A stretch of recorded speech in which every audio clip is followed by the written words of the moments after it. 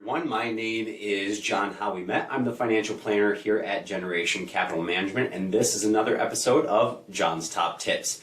During estate planning month here at Generation Capital Management, we thought we'd take the opportunity to cover powers of attorney and healthcare proxies, as well as some of their key considerations. So let's start with powers of attorney. But first, a quick aside for a special disclaimer. We are not attorneys, we do not provide legal advice, and you should speak to an attorney with knowledge of your situation for particular advisement on legal matters. Now, about powers of attorney. A power of attorney is a legal authorization for an agent to act on behalf of the person giving that power. So the person giving that power is sometimes referred to as the principal.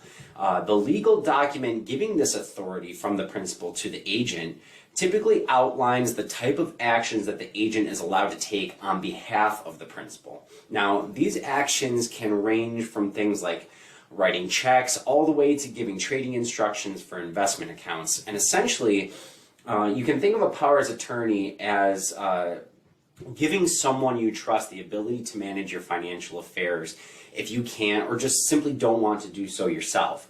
The power of attorney can actually be effective immediately right after you sign it, or it can be a springing power of attorney, which means that it can become effective upon a certain event like the principal's incapacitation or some other event that happens that means that they can't essentially take care of their own finances themselves.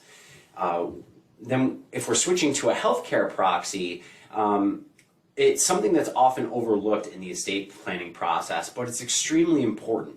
A healthcare proxy is essentially an authorization for someone to make medical decisions on your behalf when you aren't able to do so for yourself. Now, similar to a power of attorney, the scope of these decisions can be broad or limited. It's also possible to give the agent particular instructions that they must follow under certain circumstances. These can be instructions about particular pieces of your care, your particular wishes under certain events, things like that. Now, this document will only go into effect when the person granting the power is no longer able to make medical decisions for themselves. So there's no concern about you potentially losing the power to make decisions over your own healthcare while you're able to make those decisions for yourself. It really only goes into effect when you can't make those decisions for yourself anymore. Now, as I hinted at, a power of attorney is primarily for someone to be able to act on another person's behalf to manage their finances, and a healthcare proxy is to make sure that your healthcare wishes are able to be carried out when you can't necessarily express them.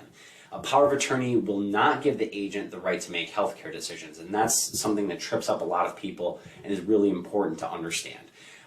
We have to remember that a power of attorney's powers cease too once the person who granted those powers has passed away. From there, the executor of the estate becomes the person with power to execute the wishes of the decedent according to the will, and so on.